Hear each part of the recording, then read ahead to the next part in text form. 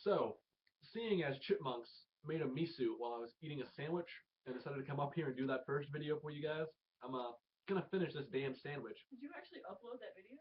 Yes. Fuck you, chipmunks. That's on YouTube right now? Yes. I'm leaving it.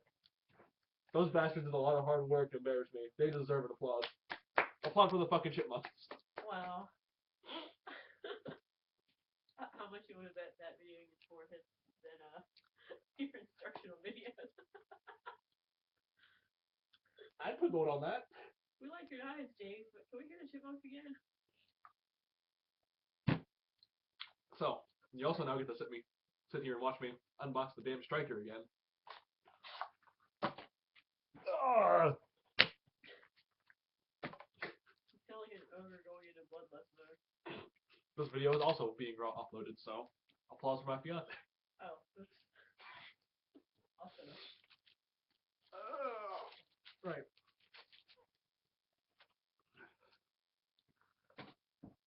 Here we go again, kids. Striker. The Microtech. Benchmade. Obviously Microtech. Dirt. Striker. SOCOM. Bench Tech.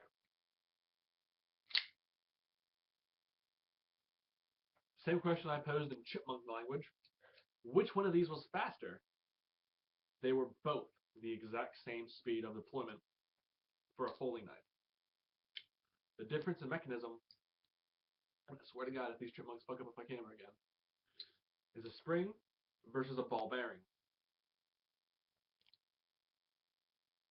Where an automatic knife, where a spring assist knife or a regular folder would stop right here with my hand now blocking the blade. A switchblade or an automatic has the exact same amount of, has just enough spring still backed up to always deploy straight out. The ball bearing system doesn't have that. When it meets, it stops. Any regular spacer system, when it meets, it stops.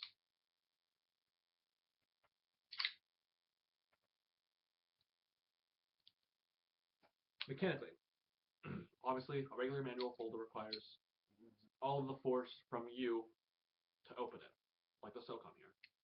If I don't put off enough force behind the blade, the ball bearing still aren't going to carry it. When I put enough force, you get your fully open knife. Automatic requires a little push button or some sort of lever to get full deployment. Whereas a spring assist requires not an instantaneous amount of weight put on a release factor. Just takes 30 degrees for the spring to take hold and carry it the rest of the way out. I don't have any spring assist knives because I find them to be kind of tasteless and useless. When I can open one of these or this faster, or just as fast, just as easy.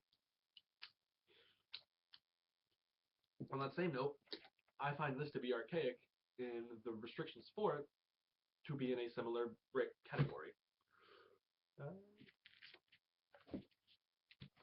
Most of the argument is always, why do you want a switchblade when a fixed blade's faster?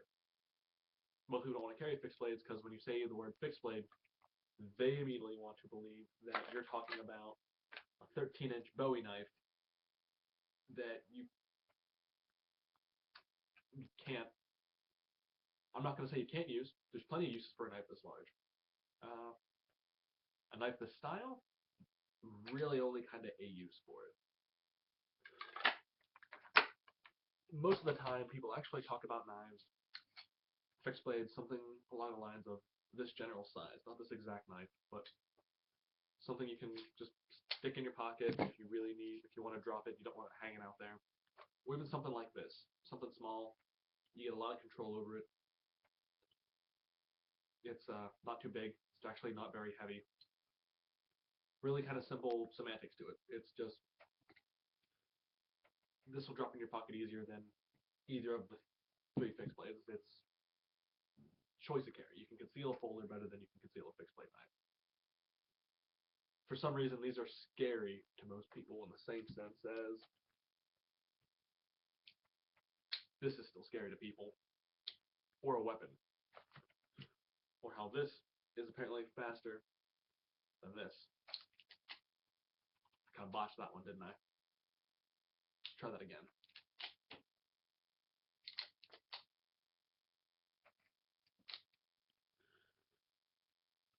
So, comparatively, speed mechanics ability, automatic, just as good in this day and age as any manual folder, any spring assist folder. The slowest knife you're ever going to have to deploy is going to be a butterfly knife or a Balsam. Simply because you don't have an instantaneous blade exposure. You do, but you don't.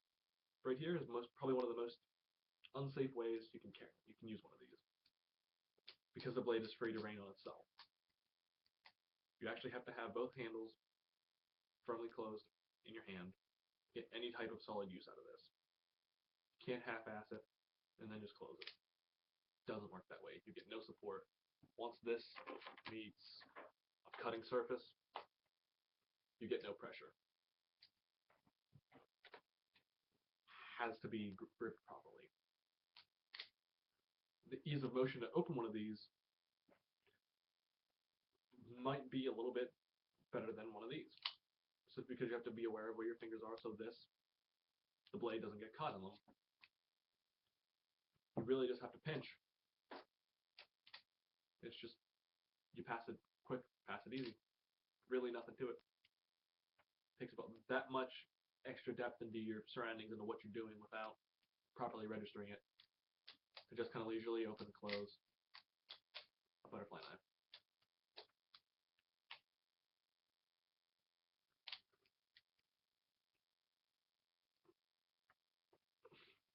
You know, I forgot the entirety of what the first video was supposed to be about. It's supposed to be a, hey, guess what, guys? I'm back. Chipmunks, I think, did that for me. So if you understand chipmunkies, I'm back. I'm going to run you down to the last two videos I put out, in addition with that one, which was the comparison between the Morpho, the Bear MGC, $30, and the Blair Mora 5. And the last one, if you haven't guessed yet by watching it, Cold Steel Paradox review. So now that I got that out of the way, last thing I think I want to address in this video is legality of switchblades and butterfly knives. It's bullshit to outlaw either of them. Let me tell you why. If I get arthritis at the age of 23, I can actually get a medical form saying that I need one of these, because I can't do that, because my fingers or my wrist won't let me open one of these. This is the slowest knife on the planet. It's also the most entertaining knife on the planet. That's kind of scary. I suppose in the same way that forgive me if I'm getting a little bit too political here with the whole Second Amendment bullshit going on. This is a Knife Fanatics AR-15. They're fun as shit for all sports purposes. You can flip them, you can throw them at people. Hopefully they'll catch them if they're smart. Or if you know that person well enough, don't just throw one of these at anybody. Please, I don't want that coming back to this direction. It's really kind of not a thing to actually have a reason to outlaw anything as far as a knife terminology goes. Size-wise, everything has its use. A bigger knife will still have use over a smaller knife. A smaller knife will still have some uses that a bigger knife can't complete because it's so large. It comes down to where you are, what kind of control do you need from your knife. You need a small knife, get a small knife. You work in an office, obviously you don't want to carry around a Bowie knife, quite clearly. You hunt, you want something small that you can get a lot of control over, skinning knife. If you work in an environment that requires you to have something like this, the SOCP, concealed carry knife, great little guy. If you live in an area that permits it, by the way, federally, not technically as much illegal as it used to be. I totally recommend carrying one of these. Because you can, and because it's awesome. Sincerely, once you start getting out of the cheaper dollar range, even though this is still a great use knife, into the $80, $200 range, perfectly just as usable as one of these guys, if you're willing to fork up the money and entertain yourself with one of these in the meantime as well. I think one of these days I'm going to go ahead and do a standard folder comparison. And I'll probably do a grab a couple of my guys and see, go over which ones did what for me, how well I like them, if I still use them. Probably do another one on the fixed blades too. This video is going a lot longer than the first one, and I apologize for that. I'm going to sit here and ramble all day to you people, and you get to enjoy the sound of my voice. You like the sound of my voice, don't you? Right, that got a little bit too creepy.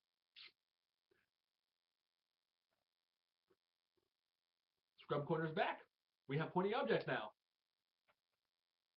If I had producers, I'm sure they'd be horrified right now. Good one, kids.